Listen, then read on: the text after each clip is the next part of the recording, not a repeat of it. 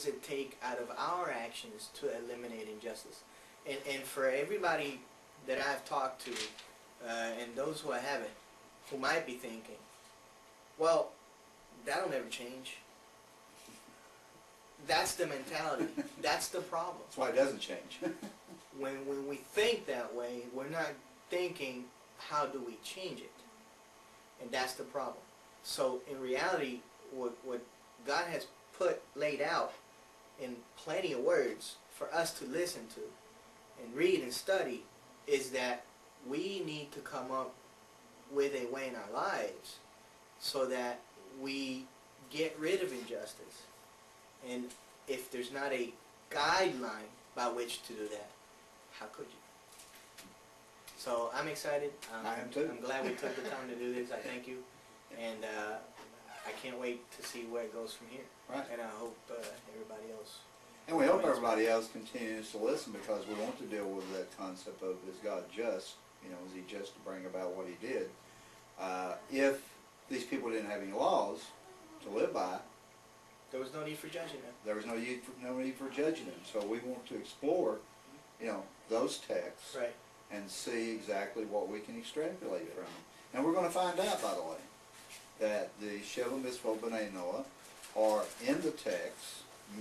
Yeah, or is there a list?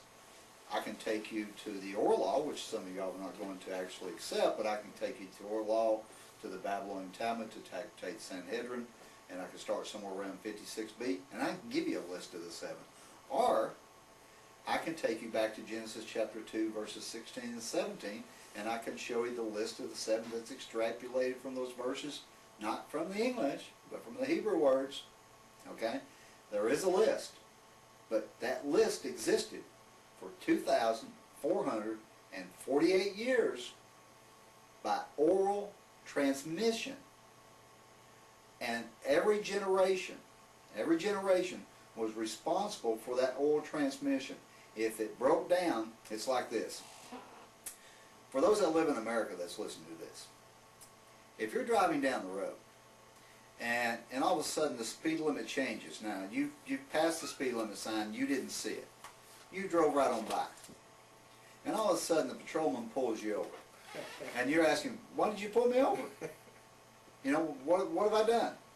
And the patrolman says, you were speeding. You know, wait a minute, I wasn't speeding. The speed limit is 55, I'm only doing 50. And he says, oh no, the speed limit is 35. And now you're saying, wait a minute, you're saying the speed limit is 30. Right back there, there's a sign that said 35. And now you're going to plead guilty on the basis of ignorance. It doesn't work that way in our society, by the way. Now, by the way, the officer that pulled you over, he has 2 options.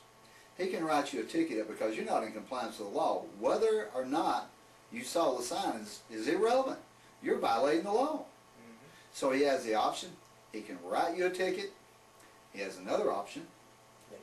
And he can be merciful to you. Right? And if he thinks that you're honest in saying that you didn't see the sign, right? So he has the option. He can say, you know what, I'm going to cut you a little slack. Yeah. That's like saying, I'm going to show you a little kindness. I'm going to show you a little compassion. Maybe you really didn't see that sign. Mm-hmm. But the reality is, you still violate the law and you're still guilty of it. It's the same way every individual, every human individual has a responsibility to know these laws and to practice these laws, and a failure to do those, if you're not in compliance with them, you cannot stand back and say, you know, gee, I didn't know. You know, I just didn't know. Boy, if I had known that, I would have really been in compliance with them. Ignorance of the law is not a way out. Right. It's not a way out.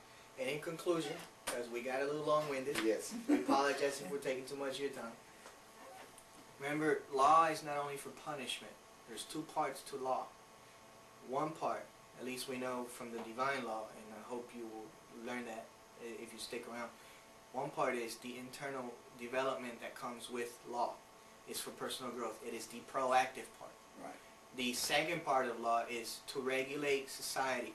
That's the reactive part. So stick around. I think think you will enjoy it, and thank you for watching. Thank you. Thanks.